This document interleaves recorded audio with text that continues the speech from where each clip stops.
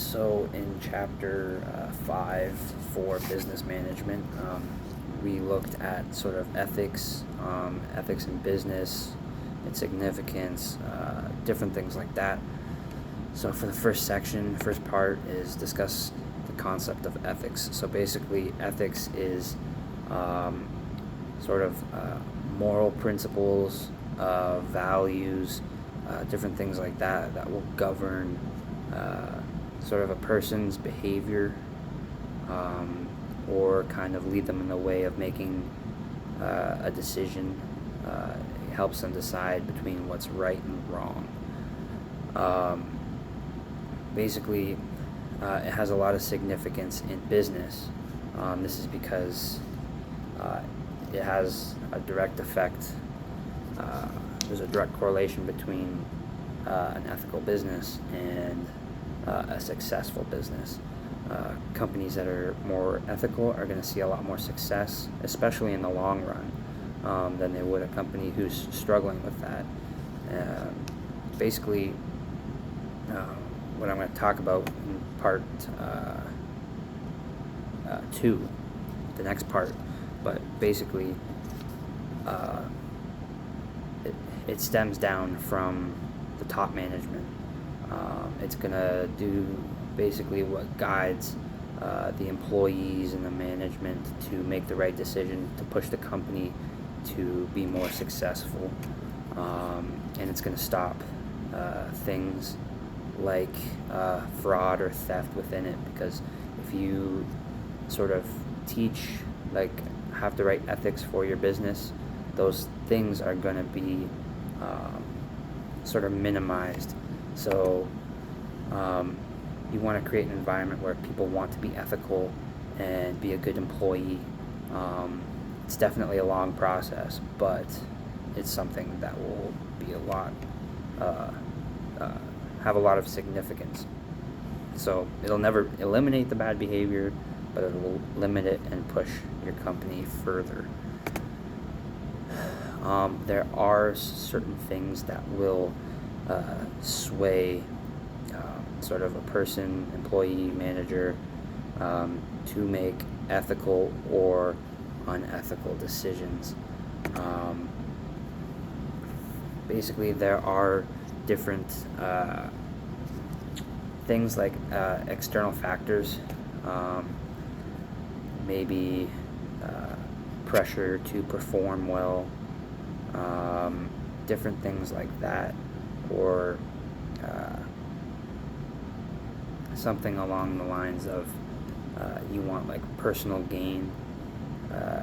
You don't feel like you're being treated fairly, so you're going to do something that's not ethical sort of in return.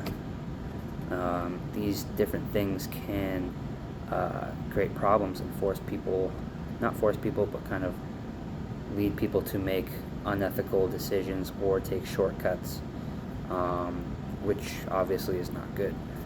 There are things that can lead people to make proper and ethical decisions. Certain things like past experiences with people, these sort of things, they don't want to see someone else go through something like that, so they're going to make an ethical decision so they don't have to. Or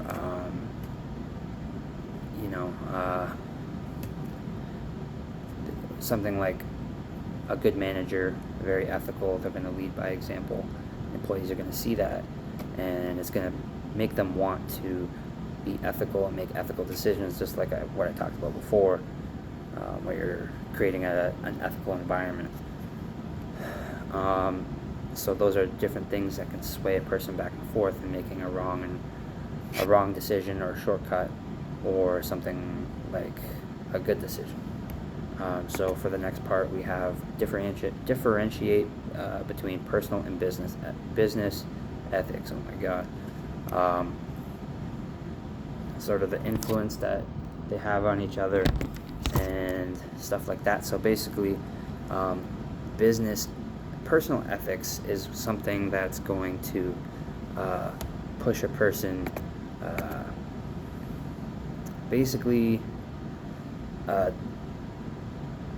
their own set of values, what they believe in, and what's going to govern their life, and what they feel is right and wrong.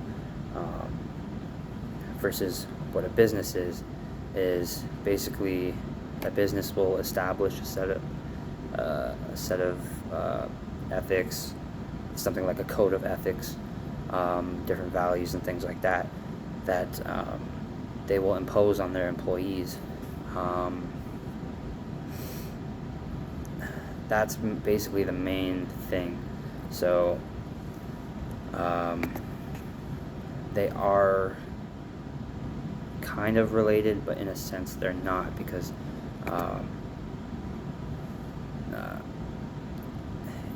ethics will be derived or developed from the top management, like I said before, through a code of ethics, and it will sort of like stem down to the employees, the lower employees, further down you go, all the way from the day-to-day workers.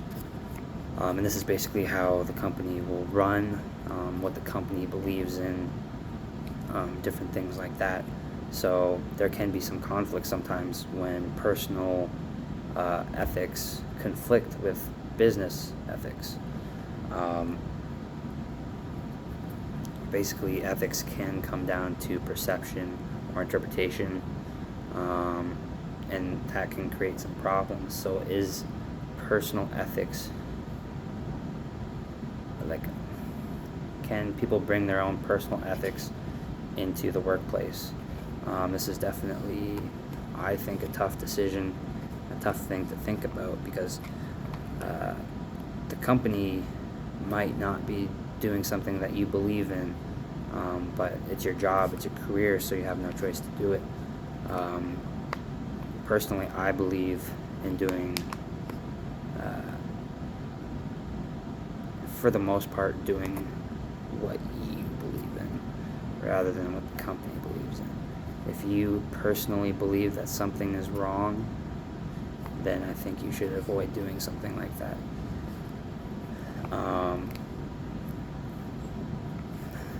That's basically the main thing.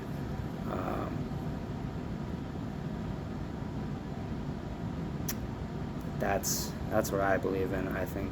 Yeah. So that just got me thinking very hard about that sort of topic. I think you should do what you believe in rather than what the company believes in, because you make your own choices. So explain the relationship between law, business ethics, and social responsibility. So basically, the law is basically the minimum thing of what companies will have to do, or even people. With this, you want to be able to make ethical decisions, make sure that there's no fraud or anything like that.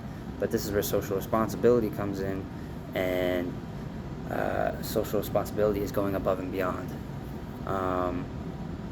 If you go above and beyond what is required by law, people are going to notice.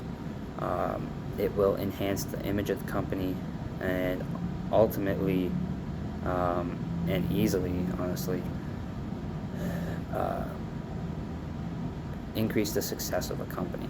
So if you are only required to do a certain percent, cut a certain percent of emissions, but instead you go above and beyond and do twice the amount that you're supposed to do, people are going to notice, and people are going to want to invest more. So stakeholders are going to notice, investors are going to want to invest more.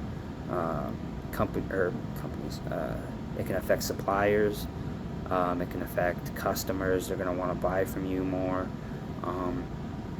Just different things like that, because they love socially responsible companies.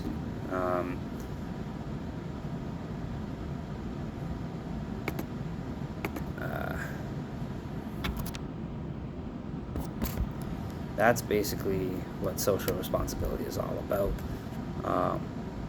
It's the main thing about social responsibility is going above and beyond. People are going to notice. So that's basically the main double check here.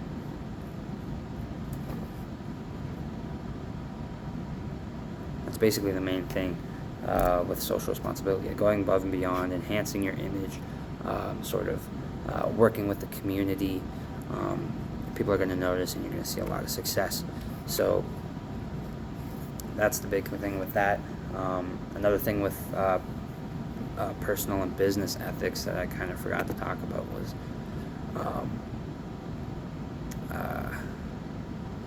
with companies, they can sometimes forget to consistently impose their business ethics on their employees, and this can create employees to kind of forget about it once they stop enforcing it.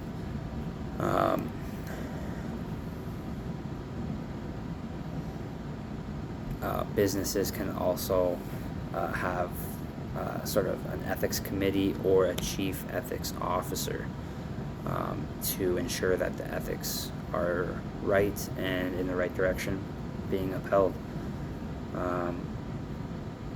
And when managers lead, they want to lead through proper ethics, but they're never going to be one type of leader. They're going to have to do it based off of the situation. So the ethics will be there, but they might kind of switch up a little bit when they have to make their decisions. So that's basically everything that we talked about in chapter 5.